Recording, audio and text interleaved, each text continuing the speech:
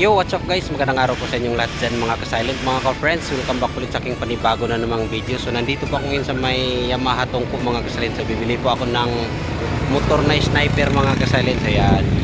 So ipakita ko sa inyo mamaya mga ka-silent yung mong detalye kung anong kulay yung bibilihin kong sniper 155 mga ka-silent. So let's go.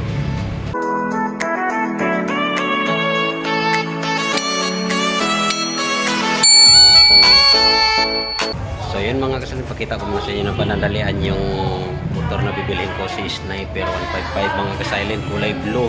So yan, share ko siya mga kasilent. Nagkahalaga lang po siya ng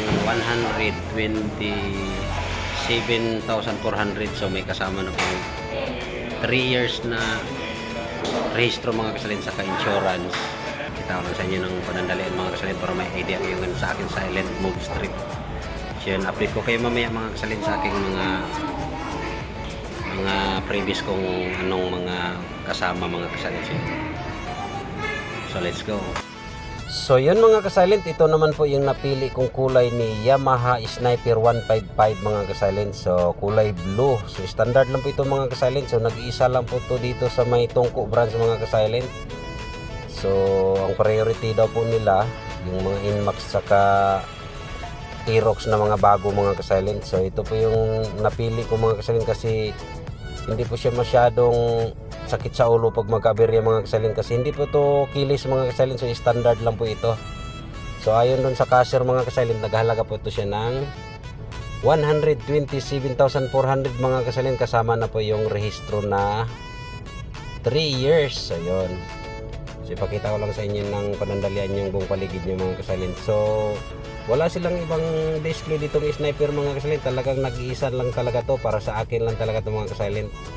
Kulay blue. Ito yung tinatawag na cyan color mga kasilent. Yan. Try natin kung okay ba yung makina nito mga kasilent. Kung mabilis ba tumanakbo mga kasilent. So yan. Inayos ko na yung mga dokumento ko dito mga kasilent para bayaran ko na. Pinirmahan ko na lahat ng dapat pipirmahan dito mga kasilent sa may cashier. Binigyan pa ako ng discount card nila mga kasilent.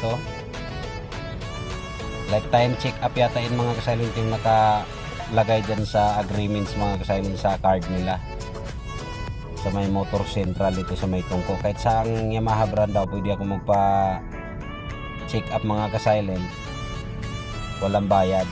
So yun. Tapos yung warranty nila mga kasilent, ganun pa din, standard lang din, 1 year warranty mga kasilent.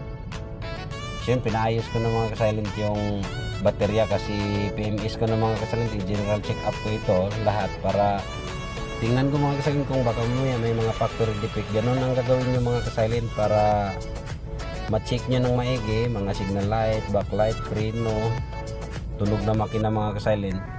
I-double check nyo bago nyo bayaran mga kasalint. Baka may factory defect, madali mong matitrace yan mga kasilent. May hanapan pa ng paraan kung anong gagawin. Pwede mo pang isa uli. So yun yung baterya pala nila dito mga kasilent, GS. Tapos yung gasolina premium. So yun, binabayaran ko ng mga kasilent. Pinapaayos ko na sa cashier ko mga kasilent yung bayarin. So yan.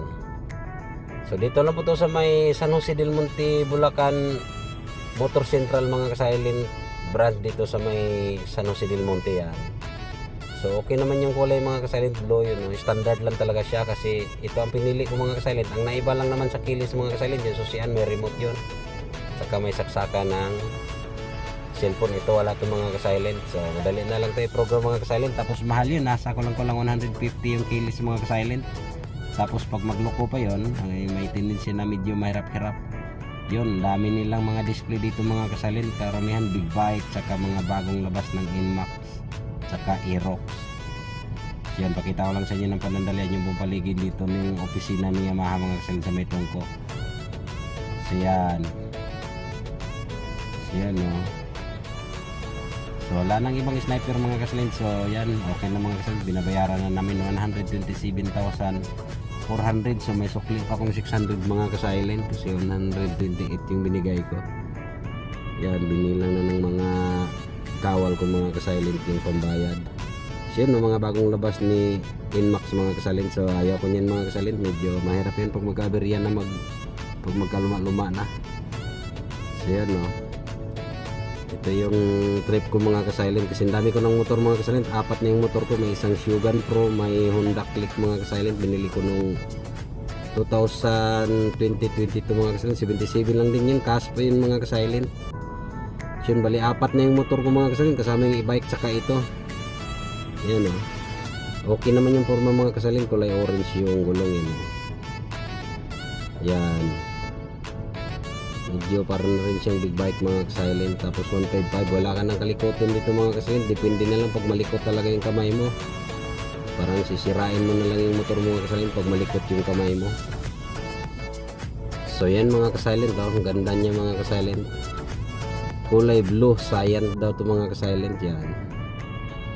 So pinasalpa ko na rin yung side mirror kasi iuwi ko na to ngayon din mga ka-silent para mai-testing natin kung may tama ba yung makina o wala. So hapon na, so dito ko lang tupusin ng video mga ka-silent. So happy watching po and God bless po sa inyong lahat dyan. Bye bye.